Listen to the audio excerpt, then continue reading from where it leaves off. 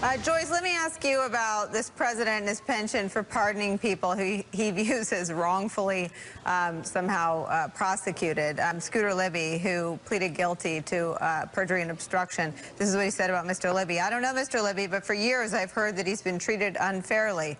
Others that he's pardoned, he was treated unfairly by our government. Another, he wanted to take a couple pictures. They put him in jail for a year. I think these were all people that ultimately pleaded guilty, admitted their guilt, admitted to committing crimes. He has such a soft spot. What do you think he's doing with the pardons? And is his appetite for pardoning potential witnesses or other people convicted of crimes associated to the Mueller probe, does that pique anyone's interest? I know there was some reporting earlier in the year that John Dowd dangling pardons in front of Mike Flynn and Manafort had come up in some of Mueller's questioning. So I don't think the president has a soft spot for the people like Scooter Libby, who he's pardoned. I think instead he's engaged in a campaign strategically designed to communicate to some of his former friends like Paul Manafort, like Cohen, and in essence dangle pardons on Twitter.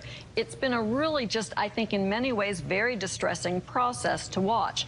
When the president says that Paul Manafort, who's on trial, who's accused of having committed serious crimes, he says, he's a good man. I think he's getting a bad deal.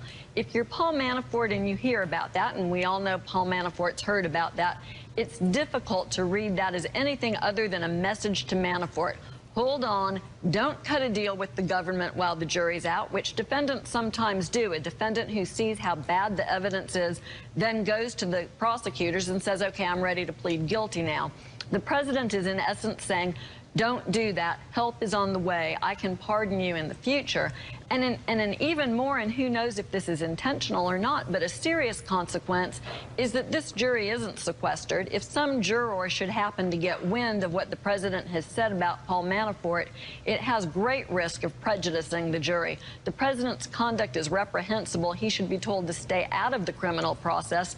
And it may be that ultimately Mueller and his investigators will do that, because although the president legally can issue pardons and they have the force of law, there's nothing that says that those pardons can't be viewed by investigators if they're issued with a bad or a wrongful motive, that they can't be viewed as part of an ongoing course of obstruction.